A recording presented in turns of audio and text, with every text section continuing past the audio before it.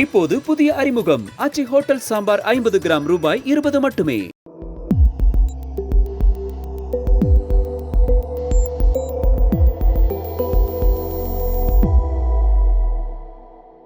வணக்கம் சார். வணக்கம் சார். இன்னைக்கு உலகம் முழுக்க ரொம்ப பரபரப்பாக பேசிட்டு இருக்க விஷயம்னா ஈரான், இஸ்ரேல், அமெரிக்கா இந்த 3 நாட்களுக்கு இடைப்பட்ட போர் தான். இதுல இஸ்ரேல், அமெரிக்கா 2 பேரும் இணைந்து ஈரானுக்கு எதிராக போர் செய்கிறாங்க. அதுக்கு பல்வேறு காரணங்கள் சொல்லப்பட்டாலும் இந்த போர் கடந்த 6 நாட்களாகவே போயிட்டு இருக்கு. அமெரிக்கா தரப்புல இருந்து என்ன சொல்றாங்கன்னா, இன்னொரு 5 வாரங்கள் வரைக்குமே இந்த போர் நீடிக்கும், அதுக்கான சாத்தியக்கூறுகள் தான் இருக்குன்னு சொல்றாங்க. இஸ்ரேல், ஈரான் அவங்களுமே அதான் சொல்றாங்க. 6 நாட்கள் மேல போயிட்டு இருக்கு. பல்வேறு இழப்புகள் ஏற்பட்டிருக்கு 2 சைடுல இருந்துமே. இந்த போர் அடுத்த கட்டமா என்ன ஆகும்னு நினைக்கிறீங்க? எந்த திசையை நோக்கி போகுது? அதான் முதல்ல நம்ம இப்ப இருக்கக்கூடிய அந்த டெவலப்மெண்ட்ஸ் பத்தி பாத்துருவோம். 6 நாட்கள் அந்த மோதல் நடந்துட்டு இருக்கு. இப்ப நம்ம ஃபர்ஸ்டே சொல்ற விஷயம் என்னன்னா, இது ரொம்ப நீண்ட நெடிய போரா போறதுக்கான வாய்ப்புகள் ரொம்ப கம்மி. ஏன்னா இது ரொம்ப இன்டென்ஸான ஒரு மோதல்.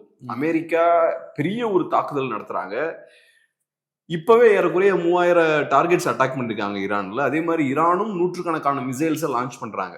இந்த மாதிரியான தாக்குதலை நடத்திக்கிட்டே இருக்க முடியாது. இப்படிப்பட்ட தாக்குதல் நடத்திக்கிட்டே இருக்கணும்னா நிறைய பணம் தேவை, நிறைய மிசைல்ஸ் தேவை. அது 2 நாடுகள்கிட்டயுமே இருக்காது. ஸோ நிறைய மிசைல்ஸ் லான்ச் பண்ணும்போது அப்புறம் ஈரான் நிறைய மிசைல்ஸை பதிலுக்கு லான்ச் பண்ணுவாங்க.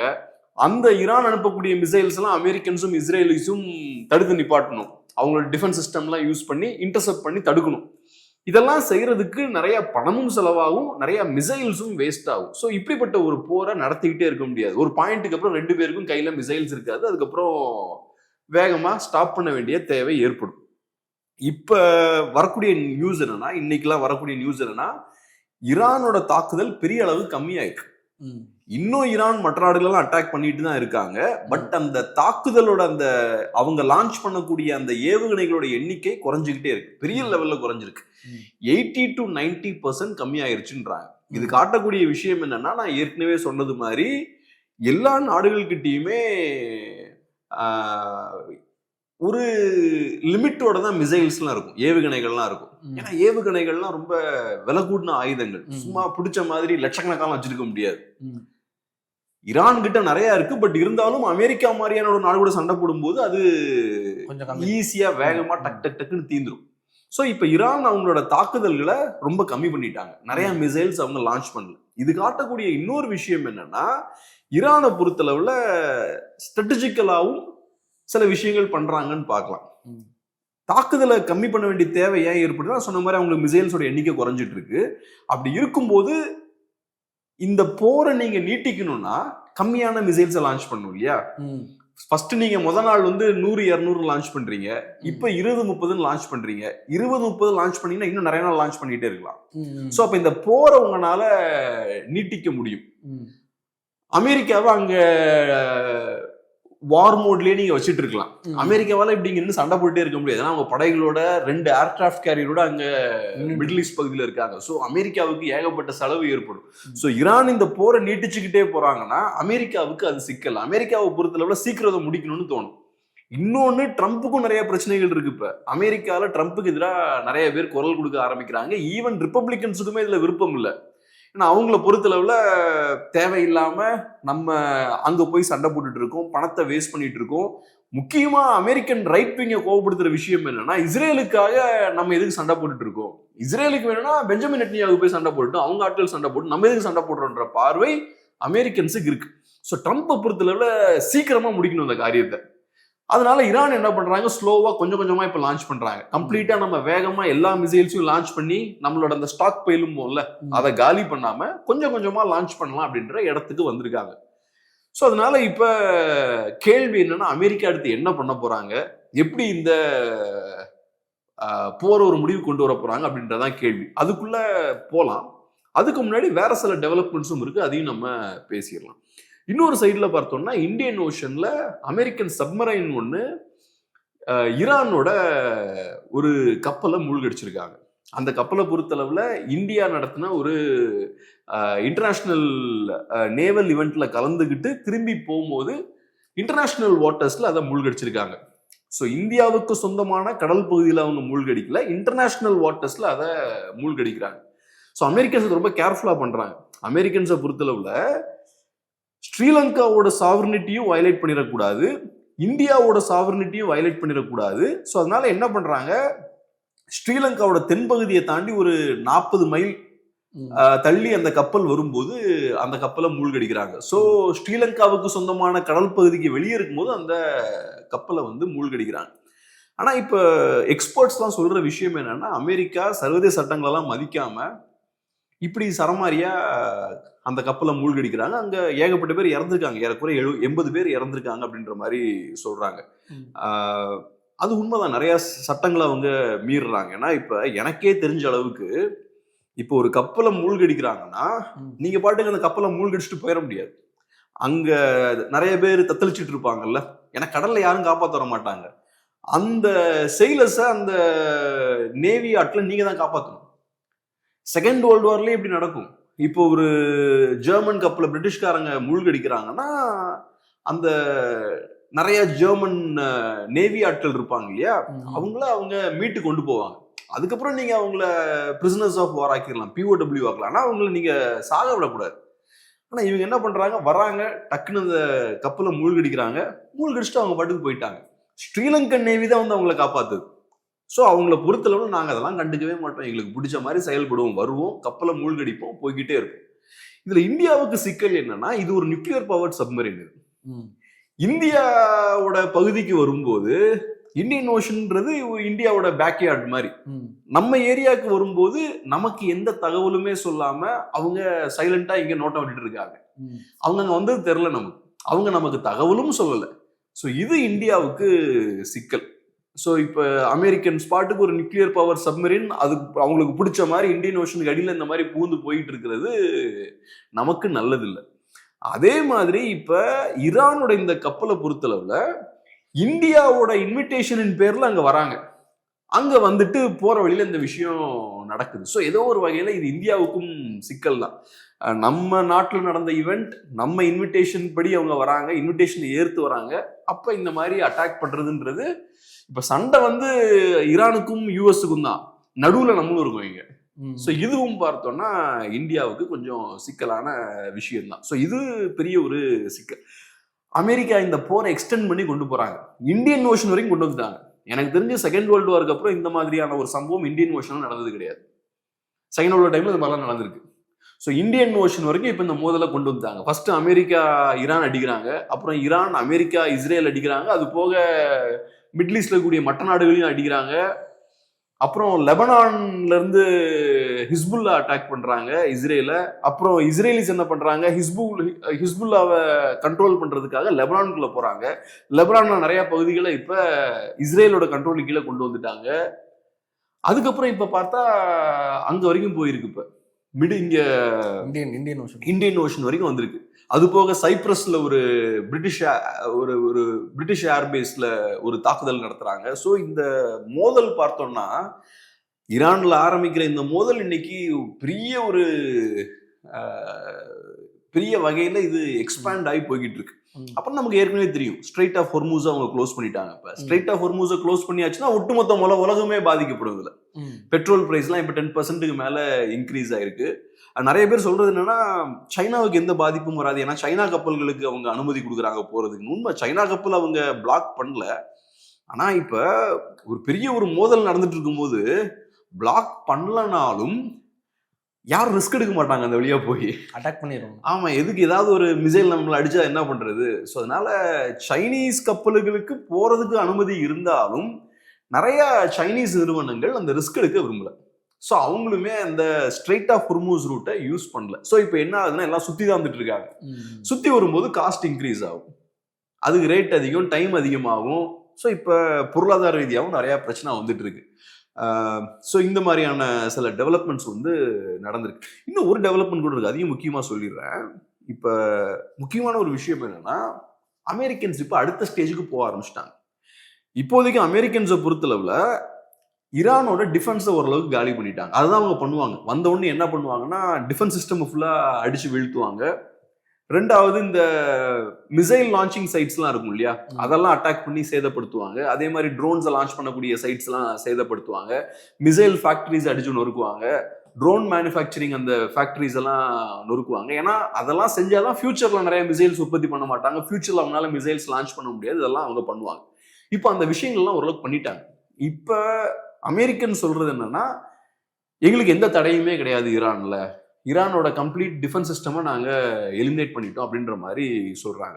இது அமெரிக்கன்ஸுக்கு என்ன மாதிரியான அட்வான்டேஜ் கொடுக்கும்னா, ஈரான்ல டிஃபென்ஸ் சிஸ்டம் ஸ்ட்ராங்கா இருக்கும்போது அமெரிக்காவால ஸ்டெல்த் ஏர்கிராஃப்ட்ஸை மட்டும் தான் யூஸ் பண்ண முடியும். ஸ்டெல்த் ஏர்கிராஃப்ட்ஸ்ன்றது ரேடார் சிஸ்டம்லாம் ட்ராக் பண்ண முடியாது, அந்த இன்ஃப்ராரெட் சிஸ்டம்லாம் ட்ராக் பண்ண முடியாது.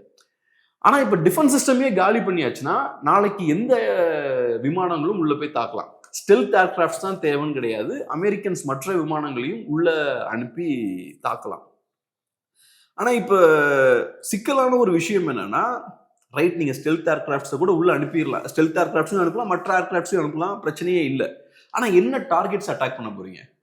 டிஃபென்ஸை காலி பண்ணிடுவீங்க சீக்கிரம், அப்புறம் லீடர்ஸ் எல்லாம் அட்டாக் பண்றீங்க, வேற என்ன டார்கெட்ஸ் அட்டாக் பண்ணுவீங்க? அமெரிக்கன்ஸ் இந்த சிக்கல் வரும். நான் ஒரு பழைய ஒரு ரிட்டையர்டு ஆஃபீஸரோட இன்டர்வியூ ஒன்று பார்த்தேன். அதுல அவரு நல்ல ஒரு பாயிண்ட சொல்றாரு. கொசோவோ வார்ல அவர் ஃபைட் பண்ணியிருக்காரு. அந்த போர்ல ஒரு பாயிண்ட்டுக்கு அப்புறம் நேட்டோ இன்வால்வ் ஆகிறாங்க. ஸோ அப்போ அவர் சொல்ற விஷயம் என்னன்னா, நேட்டோ இன்வால்வ் ஆனதுக்கு அப்புறம் ஏர் ரைட்ஸ் நிறைய நடத்துறாங்க, இந்த மாதிரி விமான தாக்குதல் நடத்துறாங்க. எங்க கிட்ட நிறைய விமானங்கள் இருந்தது, ஆனா டார்கெட்ஸ் இல்ல. ஏன்னா இப்போ ஒரு விமான தாக்குதல் நடத்தணும்னா நிறைய டார்கெட்ஸை முதல்ல ஐடென்டிஃபை பண்ணணும். இப்ப இந்த போர் ஸ்டார்ட் ஆகிறதுக்கு முன்னாடி இஸ்ரேல்காரங்களும் அமெரிக்காக்காரங்களும் எதெல்லாம் அடிக்கணும் டார்கெட் எல்லாம் பிக்ஸ் பண்ணிருப்பாங்க, இந்த டார்கெட் எல்லாம் அட்டாக் பண்ணணும். போர் ஸ்டார்ட் ஆனதுக்கு அப்புறம் கடற்கடன்னு எல்லா டார்கெட்டையும் அடிச்சிருவீங்க. அதுக்கப்புறம் புது டார்கெட்ஸ் நீங்க உற்பத்தி பண்ணிக்கிட்டே இருக்கணும். அப்பதான் உங்ககிட்ட 200 விமானங்கள் இருந்தாலும் அந்த விமானங்களுக்கு டார்கெட்ஸை கொடுத்துக்கிட்டே இருக்க முடியும். இப்ப அமெரிக்கன்ஸுக்கு அந்த சிக்கல் இருக்கும். இப்ப ஒரு 6 நாள் ஆயாச்சு, டார்கெட்ஸ் அவங்களுக்கு இல்ல. சோ அந்த ஒரு சிக்கல் இப்ப அமெரிக்கன்ஸுக்கு. ரெண்டாவது, வேற என்ன பண்ணலாம் அப்படின்ற கேள்வியும் இருக்கு. அவங்களோட டிஃபென்ஸ் எல்லாம் வீக் ஆனது ஓகே, ஆனா அங்க ஆட்சி மாற்றம் கொண்டு வரணும், அங்க இருக்கக்கூடிய நியூக்ளியர் ஃபெசிலிட்டிஸை கம்ப்ளீட்டா இல்லாம பண்ணணும், அதுக்கு என்ன பண்ணலாம்ன்ற கேள்வியும் இருக்கு. அதுக்கும் அவங்க கிட்ட சரியான விடை இல்லை அமெரிக்கன்ஸுக்கு. அமெரிக்கன்ஸ் இப்ப என்ன பண்றாங்க, வேற சில ஸ்ட்ராட்டஜிஸ் எல்லாம் கையில் எடுக்கிறாங்க. அங்க ஈரானை பொறுத்தளவுல அங்க நிறைய செப்பரேட்டிஸ்ட் மூவ்மெண்ட்ஸ் இருக்கு. குர்டிஷ் மக்கள் வந்து அங்க சண்டை போட்டு இருக்காங்க, தனி நாடு வேணும்னு. கர்டிஸ்தான் அப்படின்னு நினைக்கிறேன்.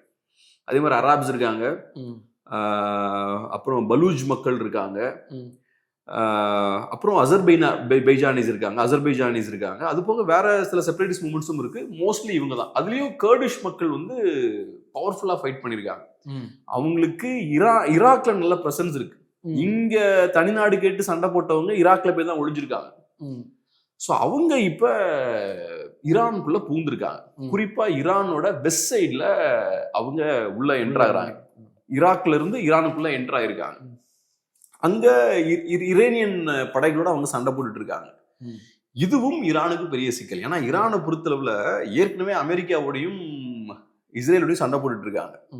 இது போக புதுசா இப்ப இவங்களும் இறங்குறாங்க. அமெரிக்காவுக்கு ஏன் இந்த கர்ட்ஸ் தேவைப்படுறாங்கன்னா, அமெரிக்காவால களத்துல இறங்க முடியாது. களத்துல சோல்ஜர்ஸ் இறக்கி விட்டா ட்ரம்ப்புக்கு நிறைய பிரச்சனைகள் வரும்.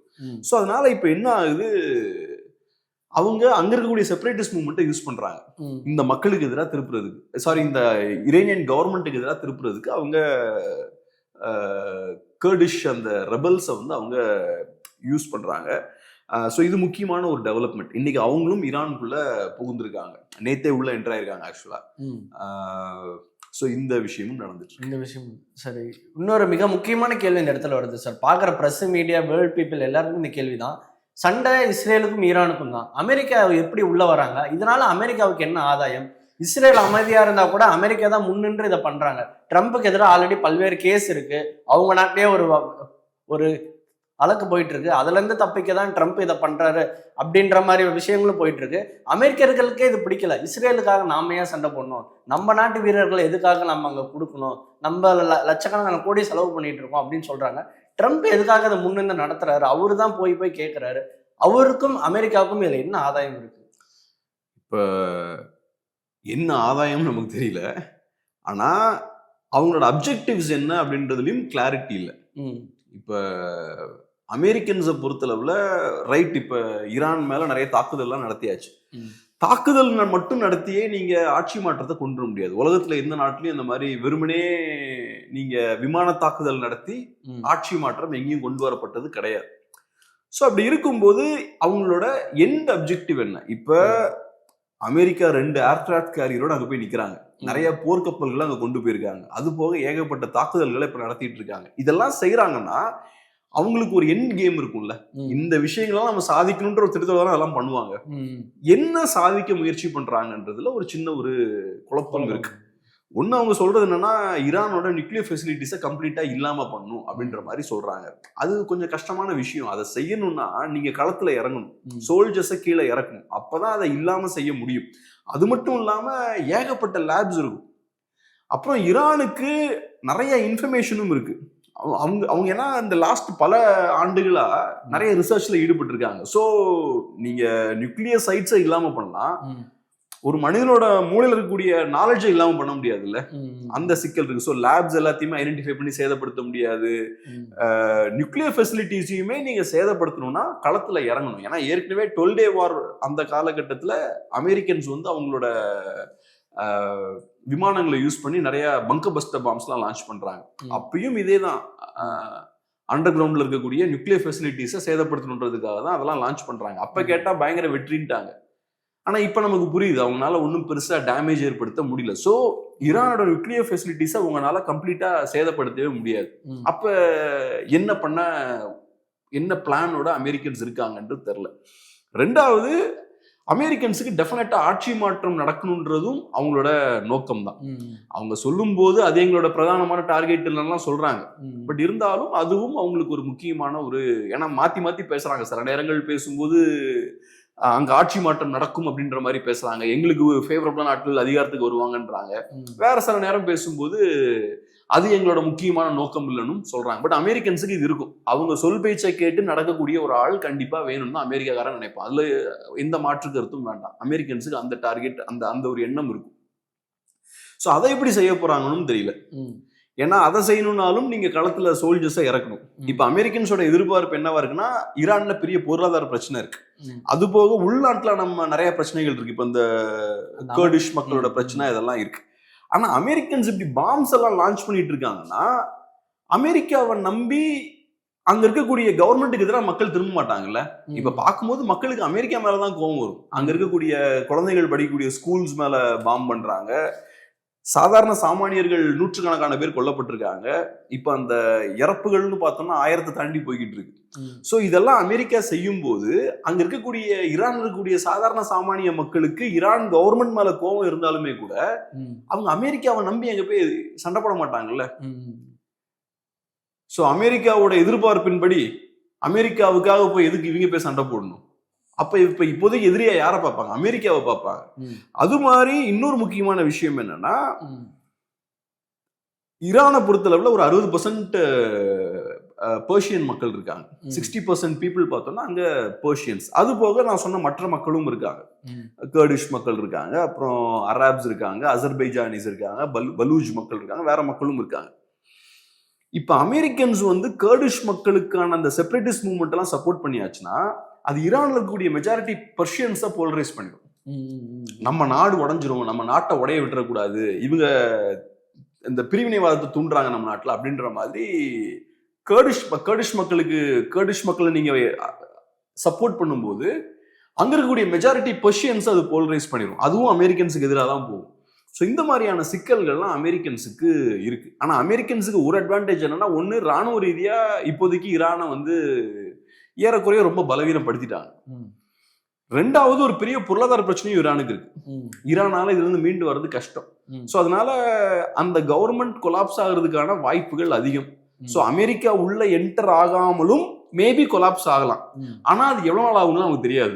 நீ உட்காந்து வேடிக்கை பார்த்துட்டே இருக்க முடியாது. இவ்வளவு பெரிய படைகளையும் ஏர்கிராஃப்ட் கேரியர் போர்க்கப்பலாம் வச்சுட்டு அப்படியே அங்க உட்கார்ந்து இருக்கவும் முடியாது. ரெண்டாவது, ட்ரம்ப்புக்கு டைமும் ரொம்ப கம்மியா தான் இருக்கு. ட்ரம்ப்பை பொறுத்தளவுல மிடில் ஈஸ்ட்ல நிறைய டைம் அவர் ஸ்பெண்ட் பண்ணிட்டு இருக்காருன்னா அது உள்ளூர்ல அவருக்கு நிறைய பிரச்சனைகளை கொடுக்கும். அமெரிக்காவில் நிறைய பிரச்சனைகள் இருக்கு. ஆமா, அவரோட பாப்புலாரிட்டி டிராப் ஆகும். ட்ரம்ப்பால வேலையை முடிக்க முடியல, தேவையில்லாம மிடில் ஈஸ்ட்ல போய் மாட்டிக்கிட்டாரு. டேட் அதிகமாக அந்த டைம் அதிகமாக இது ஒரு நீண்ட நெடிய போரா மாறிட்டு இருக்கு, அமெரிக்க படைகள் அங்க போய் மாட்டிக்கிட்டாங்கன்ற அந்த இமேஜ் வர ஆரம்பிக்கும். ட்ரம்ப்புக்கு நல்லது என்னன்னா குயிக்கா போனேன், காரியத்தை முடிச்சேன், வந்தேன் அப்படின்ற ஒரு தோற்றத்தை ஏற்படுத்துறாருன்னா அது ட்ரம்ப்புக்கு பாசிட்டிவா இருக்கும். அங்க போய் இழுத்துக்கிட்டே இருந்ததுன்னு வச்சுக்கோங்க, அது ட்ரம்ப்புக்கு சிக்கல். அதனாலதான் இப்ப ஈரான் என்ன பண்றாங்கன்னா அவங்க அனுப்பக்கூடிய ஏவுகணைகளோட எண்ணிக்கையை கம்மி பண்றாங்க. கம்மியான ஏவுகணைகளை நம்ம அனுப்பணும்னா நீண்ட நாட்கள் அனுப்பிக்கிட்டே இருக்கலாம். ஸோ கொஞ்சம் டெய்லி கொஞ்சம் கொஞ்சமா ஏவுகணைகள் அனுப்பலாம் அப்படின்ற அந்த இடத்துக்கு இன்னைக்கு ஈரான் வந்து, எனக்கு தெரியும் அவங்களுக்கு ட்ரம்ப்புக்கு இந்த சிக்கல்லாம் இருக்கு. ட்ரம்ப்னால ஒரு நீண்ட நெடிய போற ஈரான் வந்து சண்டை போட முடியாது. ட்ரம்ப் வீரவசனம் எல்லாம் பேசிட்டு இருக்காரு, எங்களுக்கு 5 வாரம் சண்டை போட முடியும், எங்களுக்கு தொடர்ச்சியா சண்டை போட்டுக்கிட்டே இருக்கிறதுக்கான ஆயுத பலமும் இருக்கு இப்படின்லாம் அவர் பேசினாலும் அவர் ஒரு பொலிட்டிஷியன். எண்ட் ஆஃப் த டே அவர் ஒரு சர்வாதிகாரி கிடையாது. அவர் அமெரிக்க மக்களால தேர்ந்தெடுக்கப்பட்ட ஒரு பிரசிடென்ட் அவர். ஸோ அதனால அவருக்கு இந்த பிரச்சனைகள்லாம் இருக்கு. சொந்த மக்களோட சப்போர்ட்டும் அவருக்கு தேவை. சார் இதுல இஸ்ரேலோட அவங்க ஸ்டாண்ட் என்னவா இருக்கும், அவங்களுக்கு என்ன பண்ண அட்வான்டேஜா இருக்கும், அவங்க எது பண்ணா சாதகம்? இப்ப இஸ்ரேலை பொறுத்தளவுல பெஞ்சமின் நெட்டன்யாஹுவோட ஸ்டாண்ட் எடுத்துக்கிட்டீங்கன்னா கடந்த ஒரு 30 ஆண்டுகளாவே ஈரானை ஒண்ணும் இல்லாம பண்ணிடணும்ன்றதுதான் அவரோட விருப்பம். இது இஸ்ரேலோட ஸ்டாண்ட். எப்பவுமே இஸ்ரேல் இந்த ஸ்டாண்ட்ல தான் இருந்திருக்காங்க. ஸோ அந்த வகையில இப்ப அவங்க காரியத்தை சாதிச்சுட்டாங்க, அமெரிக்காவை வச்சு அந்த காரியத்தை முடிச்சுட்டாங்க அப்படின்ற மாதிரி பார்க்கலாம். ஸோ இஸ்ரேலுக்கு இந்த லாஸ்ட் ஒரு 20-30 இயர்ஸாவே ஈரானை பலவீனப்படுத்தணும், அவங்க கைக்கு நியூக்ளியர் பாம்பு போய் சேர்ந்துடக்கூடாதுன்றது அவங்களுக்கு முக்கியமான எண்ணம். இன்ஃபேக்ட் ஒரு 20 இயர்ஸாவே இதை சொல்லிட்டு இருக்காங்க, ஈரான் கைக்கு அணு ஆயுதங்கள் வர வாய்ப்பு இருக்குன்னு. ஸோ அப்படிலாம் சொல்லும் போது தானே ஒரு பேனிக் கிரியேட் பண்ண முடியும். பேனிக் கிரியேட் பண்ணி எல்லாரையும் ஈரானுக்கு எதிராக திருப்ப முடியும். ஸோ அந்த வேலையை இஸ்ரேல் ஸ்டார்டிங்ல இருந்தே பண்ணிட்டு தான் இருக்காங்க. ஸோ இஸ்ரேலுக்கு தேவை என்னன்னா பலவீனப்பட்ட ஒரு ஈரான் இருக்கணும். ஈரானால எந்த பிரச்சனையும் இஸ்ரேலுக்கு வரக்கூடாது. ஸோ ஃபர்ஸ்ட் அவங்க என்ன பண்றாங்க, ஹமாஸை பலவீனப்படுத்துறாங்க, அதுக்கப்புறம் ஹவுட்டீஸை பலவீனப்படுத்துறாங்க, அதுக்கப்புறம் ஹிஸ்புல்லாவை பலவீனப்படுத்துறாங்க. இன்னைக்கு இந்த அமைப்புகள்லாம் ரொம்ப வீக் ஆயிட்டாங்க. ஹமாஸால இன்னைக்கு ஒண்ணுமே பண்ண முடியல. ஈரான் இவ்வளவு பெரிய சிக்கல்ல மாட்டிட்டு இருக்காங்க, ஹமாஸால பெருசா ஈரானை சப்போர்ட் பண்ணி எதுவுமே பண்ண முடியல. அதே மாதிரி இப்ப ஹிஸ்புல்லா மட்டும்தான் கொஞ்சம் ராக்கெட்ஸ் எல்லாம் லான்ச் பண்ணிட்டு இருக்காங்க லெபனான்ல இருந்து. அதுவும் இப்ப இஸ்ரேலிய படைகள் லெபனான்குள்ள போனதுக்கு அப்புறம் அங்க இருக்கக்கூடிய லெபனான் கவர்மெண்ட்டுமே ஹிஸ்புல்லாவை கடுமையா எச்சரிக்கிறாங்க, இந்த விஷயங்கள்லாம் பண்ணா சரி வராது, தடை போட்டுருவோம் அப்படின்ற மாதிரிலாம் அவங்க எச்சரிச்சுட்டு இருக்காங்க. ஹவுட்டீஸ் எடுத்துக்கிட்டோம்னா ஹவுட்டீஸாலையும் பெருசா செயல்பட முடியல. ஹவுட்டீஸுக்கு என்ன சிக்கல்னா, இப்ப ஹவுட்டீஸ் பக்கம் இஸ்ரேல் திரும்பிருச்சுன்னா ஹவுட்டீஸ் ஏற்கனவே வீக்கா இருக்காங்க, முதல்ல இருந்த அளவுக்கு அவங்களுக்கு பலம் இப்ப இல்ல. யமன்ற நாட்டுல தான் ஹவுட்டீஸ் இருக்காங்க. யமன்னா 2ஆ பிரிச்சு 2 குரூப் ஆட்சி பண்ணிட்டு இருக்காங்க. ஒரு பகுதியை ஹவுட்டீஸ் ஆட்சி பண்றாங்க, இன்னொரு பகுதியை இன்னொரு குரூப் ஆட்சி பண்றாங்க. சவுதி அரேபியாவோட பேக்கிங்ல இருக்கக்கூடிய இன்னொரு குரூப் ஆட்சி பண்றாங்க. ஹவுட்டீஸை பேக் பண்றது இரேனியன்ஸ். ஸோ இப்போ ஹவுட்டீஸுக்கு பயம் என்னன்னா, இஸ்ரேல் நம்ம பக்கம் திரும்பி நம்மளை காலி பண்ணிட்டாங்கன்னா அவங்களுக்கு எதிராக இன்னொரு குரூப் எமன்ல இருக்காங்கல்ல, இவங்க பகுதியும் பிடிச்சிருவாங்க. ஸோ அங்க ஒரு சிவில் வார் போயிட்டு இருக்கு, ஒரு உள்நாட்டு மோதல் நடந்துட்டு இருக்கு. அதுல 2 குரூப்பா பிரிஞ்சிருக்காங்க. ஸோ அதனால இப்ப தேவையில்லாம நம்ம இஸ்ரேல் கிட்ட வம்புக்கு போக வேண்டாம். அவங்க நம்ம பக்கம் திரும்பி நம்மளை பலவீனப்படுத்தினாங்கன்னா நம்மள யமன்ல இருந்து அடிச்சு வெளில வீழ்த்திடுவாங்க நம்மள அப்படின்ற மாதிரி ஹவுட்டீஸ் பாக்குறாங்க. ஸோ இன்னைக்கு ஈரானோட அந்த ப்ராக்சிஸும் வாங்கல்ல, ஈரானோட அந்த சப்போர்ட்ல இயங்கக்கூடிய அந்த அமைப்புகள்லாம் ஈரான் இன்னைக்கு சப்போர்ட் பண்ண மாட்டேங்கிறாங்க. ஹிஸ்புல்லா மட்டும் ஓரளவுக்கு சப்போர்ட் பண்றாங்க. அது போக ஈரானுமே இப்ப பெரிய லெவல்ல பலவீனப்பட்டிருக்காங்க. இஸ்ரேலுக்கு அதுதான் வேணும். ஈரானால ஃபியூச்சர்ல எதுவும் செய்ய முடியாது அப்படின்ற இடத்துக்கு ஈரானை கொண்டு போகணும். ஸோ இப்ப ஈரானோட அந்த கட்டுப்பாட்டுல இருக்க அந்த அமைப்புகள் எல்லாம் பலவீனப்படுத்தியாச்சு, ஈரானையும் பலவீனப்படுத்தியாச்சு. ஈரான்ல ஒரு ஆட்சி மாற்றத்தை கொண்டு வந்து கையில இருக்கக்கூடிய அந்த அணு ஆயுதங்களையும் பறிச்சுட்டோம்னா, அணு ஆயுதங்கள்ல அந்த நியூக்ளியர் ஃபெசிலிட்டிஸ் எல்லாம் இல்லாம பண்ணிட்டோம்னா ஈரானால நமக்கு எந்த பிரச்சனையுமே இருக்காது அப்படின்றது இவங்க இஸ்ரேலோட எண்ணமா இருக்கு. ஏன்னா இஸ்ரேலை பொறுத்தளவுல மிடில் ஈஸ்ட்ல நம்மள கேள்வி கேட்கறதுக்கு யாரும் இருக்கக்கூடாது. மிடில் ஈஸ்ட் நம்ம கண்ட்ரோல்ல இருக்கும். ஈரான் ஸ்ட்ராங்கா இருக்காங்கன்னா நம்மள சேலஞ்ச் பண்ணுவாங்க, அது இருக்கக்கூடாது அப்படின்ற மாதிரி இஸ்ரேல் பாக்குறாங்க. சார் அடுத்தபடியா ரஷ்யா, சீனா, வடகொரியா இந்த 3 நாடுகளுமே இந்த போர் வந்து உன்னிப்பா பார்த்துட்டு இருக்காங்க. அவங்களோட ஸ்டாண்ட் என்னவா இருக்குன்னு நினைக்கிறீங்க? வடகொரியா, ரஷ்யா, சீனா என்ன மாதிரி ஸ்டாண்ட் எடுத்திருக்காங்க? சைனாவை பொறுத்தளவில் அஃப்கோர்ஸ் அவங்க அமெரிக்காவோட இந்த நடவடிக்கைகளை அவங்க கண்டிக்கிறாங்க. அதே மாதிரிதான் ரஷ்யாவும் இதை ஏத்துக்கல, வடகொரியாவும் அதை ஏத்துக்கல. ஆனா அவங்களால என்ன பண்ண முடியும்ன்றதான் கேள்வி. அவங்களால பெருசா எதுவும் பண்ண முடியாது. இப்போதைக்கு அவங்க சைனா இப்போ வரைக்கும் சப்போர்ட் பண்ணிட்டு தான் இருக்காங்க, பொருளாதார ரீதியா சப்போர்ட் பண்றாங்க. யுரேனியன் ஆயில வாங்கிட்டு இருக்காங்க. ஈரான் எக்ஸ்போர்ட் பண்ணக்கூடிய எண்ணெயில 90% மேல சைனா தான் வாங்குறாங்க. இப்ப கொஞ்சம் அதெல்லாம் அடிபட்டு இருக்கும். ஸ்ட்ரெய்ட் ஆஃப் ஹார்முஸை க்ளோஸ் பண்ணனால அங்க சூழல் சரியில்லாதனால சைனாவுக்கும் போய் சேர வேண்டிய எண்ணெய்கள் போய் சேர்றதுல நிறைய சிக்கல்கள் இருக்கும். இப்ப ரொம்ப கம்மியான கப்பல் போக்குவரத்து அங்க இருக்கு. பட் அதை தாண்டி ஜென்ரலா பொருளாதார ரீதியாக சைனா சப்போர்ட் பண்றாங்க. அது போக அங்க ஈரான் நிறைய பலிஸ்டிக் மிசைல்ஸ்லாம் உற்பத்தி பண்றாங்க இல்லையா, அதுக்கு தேவையான காம்பனன்ட்ஸ்லாம் சைனா கொடுக்குறாங்க. அதே மாதிரி ரஷ்யாவை எடுத்துக்கிட்டோம்னா ரஷ்யாவும் நிறைய சப்போர்ட்லாம் பண்றாங்க அவங்களுக்கு. பொருளாதார ரீதியாக ஓரளவுக்கு சப்போர்ட் பண்ணாலும் ராணுவ ரீதியாக நிறைய சப்போர்ட்டை ரஷ்யாவும் கொடுத்துட்டு தான் இருக்காங்க. அதை தாண்டி அமெரிக்காவோட போய் அவங்களால சண்டைலாம் போட முடியாது. ஏன்னா ஏற்கனவே ரஷ்யாவுக்கு ஒரு பெரிய ஒரு சிக்கல் இருக்கு. அவங்க ஏற்கனவே ஒரு போரை சண்டை போட்டுட்டு இருக்காங்க உக்ரைன் கூட. ஆமா, அப்புறம் சைனாவோட growth ரேட்டும் இப்ப ஸ்லோ டவுன் ஆயிருச்சு. சைனா முன்ன வளர்ந்த மாதிரிலாம் இப்ப வளரல. சைனாவோட growth ரேட் வந்து ஒரு தேக்க நிலையை எட்டியாச்சு. ஸோ சைனாவுக்கு அந்த மாதிரியான சிக்கல்லாம் இருக்கு. முன்ன மாதிரி சைனா வளரல. அப்ப சைனாவுக்கு அமெரிக்கா யூரோப்போடலாம் போய் சண்டைக்கு போக முடியாது. அவங்களோடலாம் போய் சண்டை போட்டா அவங்களோட பொருளாதாரம் இன்னும் பெரிய வீழ்ச்சியை சந்திக்கும். அதனால இப்ப சைனாவுக்கும் சிக்கல் இருக்கு, ரஷ்யாவுக்கும் சிக்கல் இருக்கு. இதுல போய் அவங்க அமெரிக்காவோடலாம் போய் மோத முடியாது. இன்ஃபேக்ட் ரஷ்யாவுக்கு இது பெரிய சிக்கல். ஏன்னா ரஷ்யாவுக்கு நிறைய ட்ரோன்ஸ் அனுப்பிட்டு இருந்தாங்க ஈரான். ரஷ்யாவுக்கு தேவையான ட்ரோன்ஸ்லாம் சப்ளை பண்ணிட்டு இருந்தாங்க. ஷாஹித் ட்ரோன்ஸ்லாம் அனுப்பிட்டு இருந்தாங்க. இப்ப அந்த ட்ரோன்ஸ் எல்லாம் ரஷ்யாவுக்கு இனி கிடைக்காது. ஸோ ரஷ்யா வேற வழி கண்டுபிடிக்கணும். ஈரானோட ஷாஹித் ட்ரோன்ஸை ரிப்ளேஸ் பண்றதுக்கு ரஷ்யா மேபி அவங்களே ட்ரோன்ஸ் எல்லாம் உற்பத்தி பண்ண ஆரம்பிக்கணும். அந்த விஷயம் பண்ண வேண்டியிருக்கும். Okay sir. சார் நேற்று பார்த்தோம்னா ராகுல் காந்தி ஒரு விஷயத்த சொல்லியிருக்காரு. நம்மளோட பிரதமர் நரேந்திர மோடி அவர்கள் இந்த போரை பற்றி என்ன ஸ்டாண்ட் எடுக்கிறாரு அப்படின்றத அவருக்கு ஒரு வினாவை எழுப்பியிருந்தாரு. ஏன் அப்படின்னா இந்திய பெருங்கடலில் ஈரான் போரை அமெரிக்கா தாக்கியிருக்காங்க. போர் நம்மளோட பின்வாசல் வழியாக வந்திருக்கு. இந்த போரை பற்றின பிரதமர் மோடி அவர்கள் நம்மளோட உரிமைகள்லாம் அடகு வச்சுட்டாரு. அவரால் எந்த முடிவுமே எடுக்க முடியல. ஒரு சாதாரண தலைவராக தான் இருக்கிறாரு. ஒரு ஆற்றல் மிக்க தலைவராக, ஆளுமை மிக்க நபராக இல்லை. அமெரிக்கா முன்னாடி அவர் ஒன்றுமே இல்லை அப்படின்ற மாதிரி தான் சொல்லியிருக்காரு. ஸோ நம்ம நாட்டை பொறுத்த வரைக்கும் அவர் என்ன ஸ்டாண்ட் எடுப்பாரு? இப்போ இந்த தாக்குதல் இன்டர்நேஷனல் வாட்டர்ஸ்ல நடந்திருக்கு. இந்த தாக்குதல் இந்தியாவுக்கு சொந்தமான பகுதியில நடக்கல. அது ஒன்று. ஸோ அமெரிக்கன்ஸை பொறுத்தளவுல ரொம்ப கவனமா இன்டர்நேஷனல் வாட்டர்ஸ்ல தான் தாக்குதல் நடத்தியிருக்காங்க. ஸ்ரீலங்காவோட சாவர்னிட்டியும் அவங்க மீறல, இந்தியாவோட சாவர்னிட்டியும் அவங்க மீறி செயல்படலை. அது ஒன்று. ரெண்டாவது, அமெரிக்கன்ஸ்ட கேட்டால் அவங்க என்ன சொல்றாங்கன்னா, நாங்க ஈரானோட போர்ல இருக்கோம், ஸோ அதனால எங்களுக்கு ஈரானோட கப்பல்களை மூழ்கடிக்கிறதுக்கான எல்லா உரிமையும் இருக்கு அப்படின்ற மாதிரி அமெரிக்கன் சொல்றாங்க. ஸோ இப்போ இந்தியாவோட சாவர்னிட்டியை மீறினா தான் நம்ம ஏதாவது பேச முடியும். அஃப்கோர்ஸ் அவங்க நம்மளோட ஈவெண்ட்டுக்கு வந்துட்டு போயிருக்காங்க, நம்ம இன்விடேஷன் ஏற்று அவங்க வராங்க. ஆனா அவங்க போய் வீடு போய் சேர்ற வரைக்கும் நம்ம அவங்களோட செக்யூரிட்டியை இந்தியா கேரண்டி பண்ண முடியாதுல்ல. ஏன்னா இது ஒரு நாடுகள் சம்பந்தப்பட்ட விஷயம் இல்லையா. ஸோ அதனால எனக்கு இருக்கிற புரிதலை வச்சு நான் பார்க்கும்போது இந்தியாவுக்கு சொந்தமான கடற்பகுதியில் இது நடந்திருந்ததுன்னா அப்போ டெஃபினட்டா நம்ம அதை கொஸ்டின் பண்ணணும். ஆனா இதுல நமக்கு ஒரு சின்ன ஒரு விஷயம் என்னன்னா, நான் சொன்ன மாதிரி ஒரு நியூக்ளியர் சப்மரின் இந்தியன் ஓஷனுக்குள்ள சத்தம் இல்லாம சுத்திட்டு இருக்கிறது நமக்கு நல்லது இல்லை. ஏன்னா அந்த கப்பல் அங்க இருக்கிறது நமக்கு தெரியும். ஆமா, அவங்க நமக்கு தகவல்லாம் சொல்ல, அவங்க அப்படியே ஃபாலோ பண்ணிட்டு வந்திருக்காங்க. ஏதோ மோப்பம் முடிச்சு வந்திருக்காங்க, இவங்களை டார்கெட் பண்ணணும்னு வராங்க, வந்து கரெக்டா அவங்க ஸ்ட்ரைக் பண்றாங்க.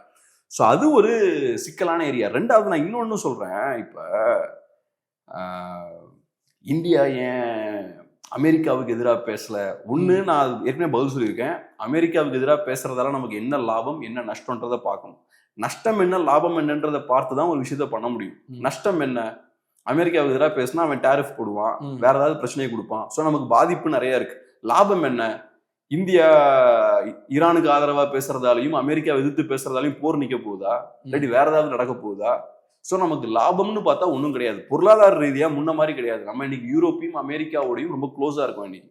ஸோ அப்படி இருக்கும்போது அமெரிக்காவுக்கு எதிராக போறதுன்றது கொஞ்சம் கஷ்டமான ஒரு விஷயம். ரெண்டாவது, நான் என்ன கேட்குறேன், இப்போ இவ்வளவு பேசுறாங்கல்ல இப்போ இடதுசாரிகள்லாம், கல்வான் பிரச்சனை வந்தது இல்லை, அப்போ சைனாவை எதிர்த்து என்ன பேசினாங்க கம்யூனிஸ்டுகள்லாம்?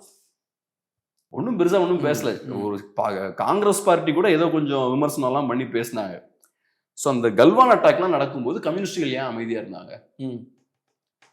ஸோ அப்ப இடத்துக்கு ஏற்ற மாதிரி ஸோ அதான் சொல்ல வரேன். இப்போ ஒரு நாடு ஒரு ஸ்டாண்ட் எடுக்கணும்னா அந்த ஸ்டாண்டால நமக்கு என்ன பாதிப்புன்றதை பார்க்கணும். ஏன்னா இந்தியான்ற நாடு எடுத்துக்கிட்டோம்னா இங்க ஒரு 140-150 கோடி மக்கள் வாழ்ந்துட்டு இருக்காங்க. ஸோ இந்த நாட்டுக்கு ஒரு பாதிப்பு ஏற்பட்டா அந்த மக்களுக்கு பாதிப்பு ஏற்படும் அர்த்தம். இப்ப அமெரிக்கா நமக்கு பொருளாதார ரீதியான அழுத்தம் போடுறாங்கன்னா இந்த மக்கள் தான் ஃபேஸ் பண்ண போறாங்க. அது திருப்பூர்ல நிறைய மக்கள் பாதிக்கப்படுவாங்க, நார்த்ல நிறைய இடங்கள்ல பாதிக்கப்படுவாங்க. ஸோ இந்த பாதிப்புகளை நம்ம ஃபேஸ் பண்றதுக்கு தயாரா அப்படின்ற முடிவை நம்ம எடுக்கணும். அஃப்கோர்ஸ் இப்ப நம்ம சாவர்னிட்டி அவங்க மீறி செயல்படுறாங்கன்னா, மதிக்காம செயல்படுறாங்கன்னா அப்ப நம்ம ஆக்ஷன் எடுத்துதான் ஆகணும். ஆனா எனக்கு தெரிஞ்சு இங்க இந்தியன் சாவர்னிட்டி மீறப்பட்டதா நான் பார்க்கல. ஓகே சார், ரொம்ப ரொம்ப நன்றி சார். இந்த நேர்காணல் ரொம்ப நல்லா இருந்தது. இதே மாதிரி இன்னொரு நேர்காணல் சார். நன்றி சார். நன்றி.